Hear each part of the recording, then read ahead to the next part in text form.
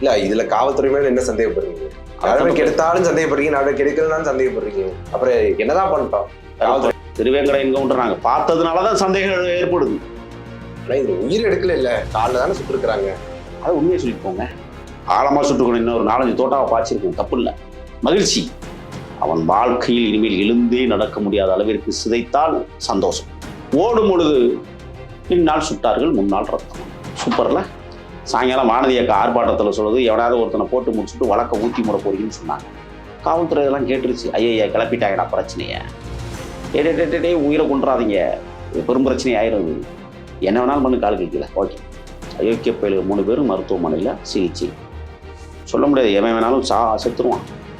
எவனா ஒருத்தன் செத்துருவான்.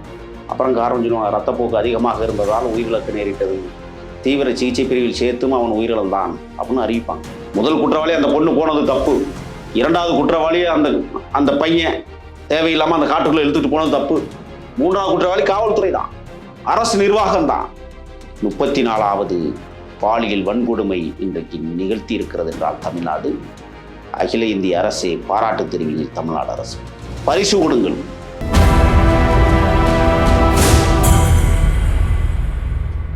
நேயர்களுக்கு வணக்கம். இன்று நம்மோடு நேர்காணல் பேசுவதற்காக சமூக செயற்பாட்டாளர் திருமிகு முகில் வீரப்பன் அவர்கள் நம்மோடு இருக்கிறார். வாருங்கள், அவரோடு பேசலாம். சார் வணக்கம்.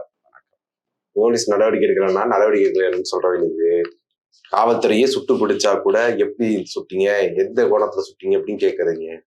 பொய் இருந்தா உண்மையை சொல்லத்தானே சொல்லுவோம். இல்ல இதுல காவல்துறை மேல என்ன சந்தேகப்படுறீங்க? நடவடிக்கை எடுத்தாலும் சந்தேகப்படுறீங்க, நடவடிக்கை எடுக்கலனாலும் சந்தேகப்படுறீங்க. அப்புறம் என்னதான் பண்ணிட்டோம்? நகரத்தின் தங்க தலைவன் ஆம்ஸ்ட்ராங் படுகொலையில் உண்மையான குற்றவாளியாக, முதல் குற்றவாளியாக சேர்க்கப்பட்ட திருவேங்கட என்கவுண்டர் நாங்க பார்த்ததுனாலதான் சந்தேகம் ஏற்படுது. ஆனா இதுல உயிர் எடுக்கல இல்ல, காலில் தானே சுட்டுருக்குறாங்க. அது உண்மையை சொல்லிட்டு போங்க. நாங்கள் காலில் சுட்டோம், உண்மையை சொல்லுங்க. எப்படி சுட்டீர்கள்? ஓடும்போது சுட்டாங்க. யாரு? இளைமேடு காவல் நிலையத்துடைய ஆய்வாளர் அர்ஜுனர், சரவணம்பட்டி காவல் ஆய்வாளர் ஞானசேகரன் அவர். வாழ்த்துக்கள். ஆழமா சுட்டுக்கணும். இன்னும் ஒரு 4-5 தோட்டாவை பாய்ச்சிருக்கோம், தப்பு இல்லை. மகிழ்ச்சி. அவன் வாழ்க்கையில் இனிமேல் எழுந்தே நடக்க முடியாத அளவிற்கு சிதைத்தால் சந்தோஷம். உயிரெடுக்கக்கூடாது. மனிதன் உயிரை மனிதனை எடுப்பதை நாங்கள் அனுமதிப்பதில்லை. சந்திரசேகர் என்கிற ஒரு காவல்துறை நண்பருக்கு இடது மணிக்கட்டில் வழக்கம் போல வெட்டு. இப்ப உங்களுக்கு சொல்லவா? ஓடும் பொழுது பேக் ஷாட்லான்னு சுட்டிருப்பீங்க. அது எப்படி அண்ணன் தம்பிங்க 2 பேருக்கு 2 காலில் 2 ஈடு. பின்னாடி ஈடு விட்டா முன்னாடி ரத்தம் வடியுமா? முழங்காலுக்குள்ள வடியுது ரத்தம். காட்சியில பாத்தீங்களா? தந்திரமான போலீஸ். சுட்ட குண்டு நேரா போனுச்சு, அப்படி விலகி அப்படி திரும்பி வந்து முழங்கால சுட்டுருச்சு. தெரியுமா? மிகச்சிறந்த காவலர்களுக்கு பட்டம் கொடுக்கணும். இந்திய அரசு அவர்களுக்கு கேடயம் வழங்கணும் என்று அன்போடு கேட்டுக்கொள்கிறேன்.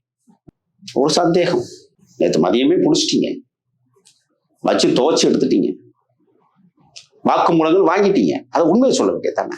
அதுக்கு ஒரு இடம் தேர்வு பண்றாங்க தெரியுமா? எந்த இடத்த தேர்வு பண்ணாங்க? துடியலூர் பகுதியில வெள்ளங்கிணறு என்கிற இடத்துல எங்க ஆத்தா பட்டத்தரசி அம்மன் கோயிலுடைய பக்கத்துல பார்த்துக்கிட்டு இருந்தாங்க. முள்புதருக்குள் ஒளிந்து இருந்தார்கள். தேடி போகிற போது அருவாளை பயன்படுத்தினார்கள். காவல்துறையை சார்ந்த சந்திரசேகரை வெட்டுகிற போது வேறு வழி இல்லாமல் நாங்கள் துப்பாக்கி சூடு நடத்தினோம். ஓடும் பொழுது பின்னால் சுட்டார்கள், முன்னால் ரத்தம் வந்தது. சூப்பர்ல. உட்கார வைத்து விசாரித்து ஒரு இடத்தை தேர்வு செய்து நீட்டு கிடக்கால அவன் முடிவு பண்ணிட்டானுங்க. முடிச்சிருவாங்க இன்னைக்கு. நான் நேற்று வலைவழித்தளத்துல நான் சொன்னேன், 1-3 எவனாவது ஒருத்தனை போட்டுருவாங்கன்னு சொன்னேன். சாயங்காலம் வானதி அக்கா ஆர்ப்பாட்டத்தில் சொல்லுது, எவனாவது ஒருத்தனை போட்டு முடிச்சுட்டு வழக்க ஊற்றி முட போறீங்கன்னு சொன்னாங்க. காவல்துறை இதெல்லாம் கேட்டுருச்சு. ஐயா கிளப்பிட்டாங்கடா பிரச்சனைய. டே உயிரை கொண்டுறாதீங்க, பெரும் பிரச்சனை ஆயிடுது. என்ன வேணாலும் பண்ணு, கால் கழிக்கல. ஓகே. உட்கார வச்சு காலை நீட்டி வச்சு டொம்முன்னு ஒவ்வொரு ஈடு. அண்ணன் தம்பி 2 பேருக்கு 2 காலிலையுமே ஈடு. 30 வயதுடைய அந்த அவன் பேர் என்ன, குணா என்கிற தவசி, ஒரு ஈடு இடது பக்க காலில். அவனுக்கு ஏன் ஒரு ஈடு விட்டாங்கன்னு எனக்கு இன்னும் புரியல.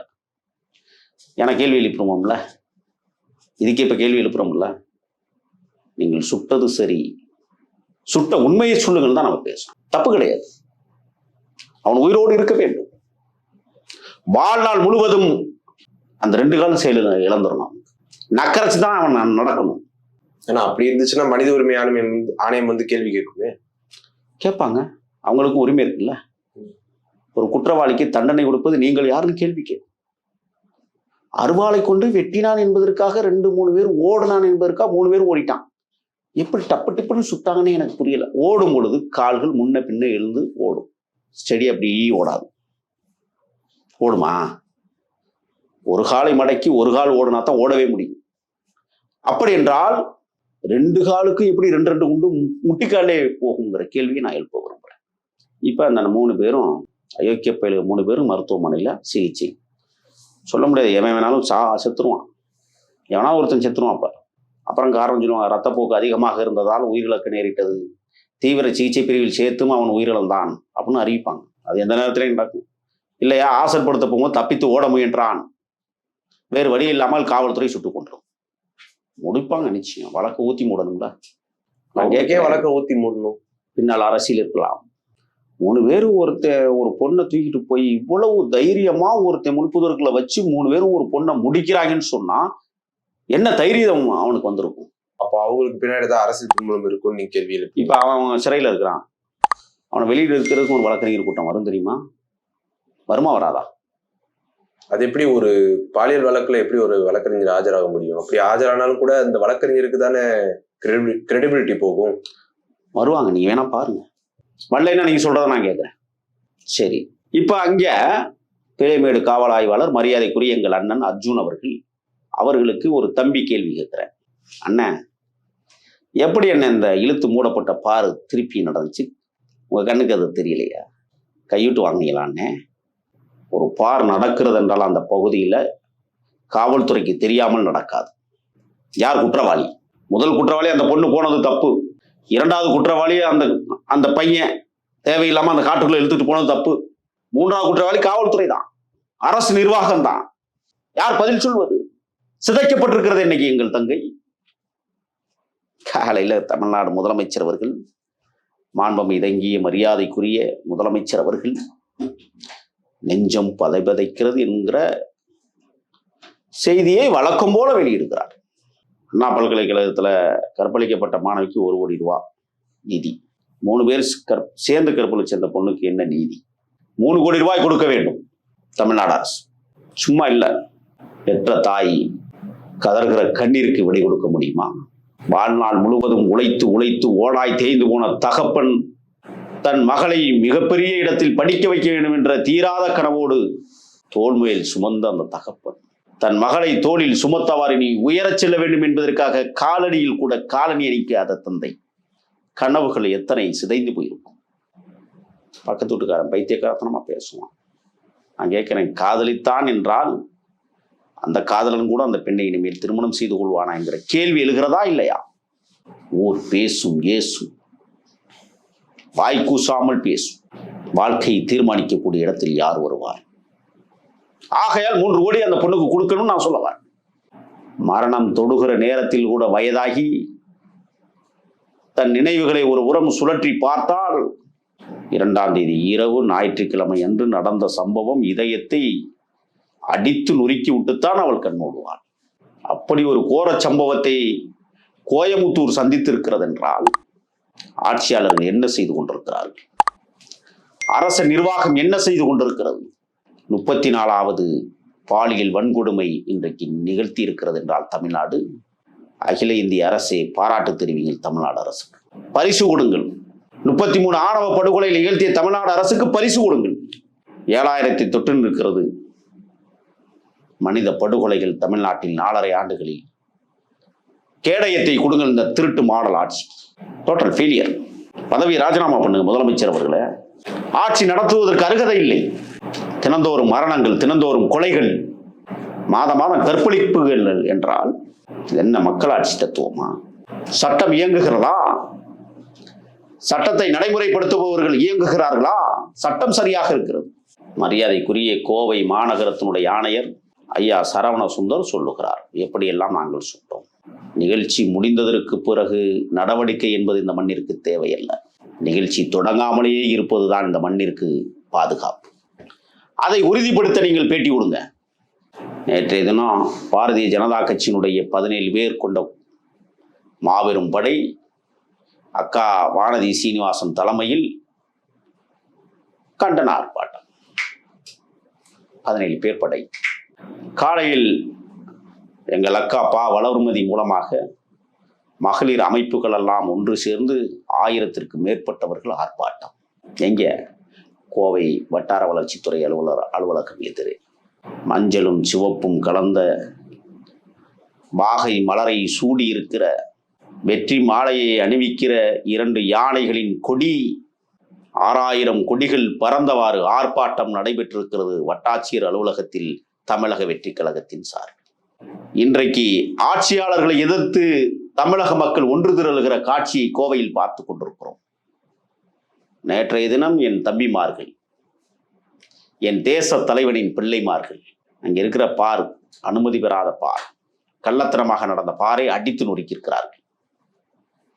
வணக்கம், கோடி வாழ்த்துக்கள் உங்களுக்கு. ஆனால் காவல்துறை பார் இல்லை என்று சொன்ன இடத்தில் நடக்கிறவர்கள் மீது வழக்கு போடாமல் அதை அடித்து நொறுக்கியவர்கள் மீது, என் தம்பிகளின் மீது வழக்கு தொடுக்கிறது என்றால் கேடுகட்ட ஆட்சி நடந்து கொண்டிருக்கிறது. கேட்பாரற்ற ஆட்சி நடந்து கொண்டிருக்கிறது. மானங்கட்ட மதிகட்ட ஆட்சி நடந்து கொண்டிருக்கிறது. இந்த மண்ணில் மகத்துவம் சேர்ப்பதற்கு யார்? மாபெரும் 2 தலைவர்கள் எம் இனத்தில் இல்லை என்பதுதான் குறைபாடு.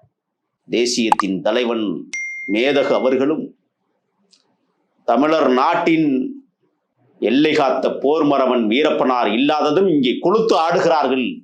மாபெரும் 2 தலைவர்கள் இருந்திருந்தால் ஆட்சியாளர்களுடைய போக்கு வேற மாதிரி இருக்கும். மேதகவும் எல்லை காத்த மாவீரனும் மீண்டும் பிறப்பார்கள் என்கிற நம்பிக்கை எனக்கு இருக்கு. தமிழக வெற்றி கழகம் தன்னிகர் இல்லா அமைப்பாக தமிழ்நாட்டில் தலைத்தோங்க தொடங்கிய காலகட்டத்தில் தம்பிமார்கள் தவக்கோலம் எடுத்திருக்கிறார்கள். தமிழ்நாடு முழுவதும் கோவை அதிர்கிறது, பார்த்து கொண்டிருக்கிறோம். இன்னொரு சம்பவம் இந்த மண்ணில் நடந்தேறிவிடக்கூடாது.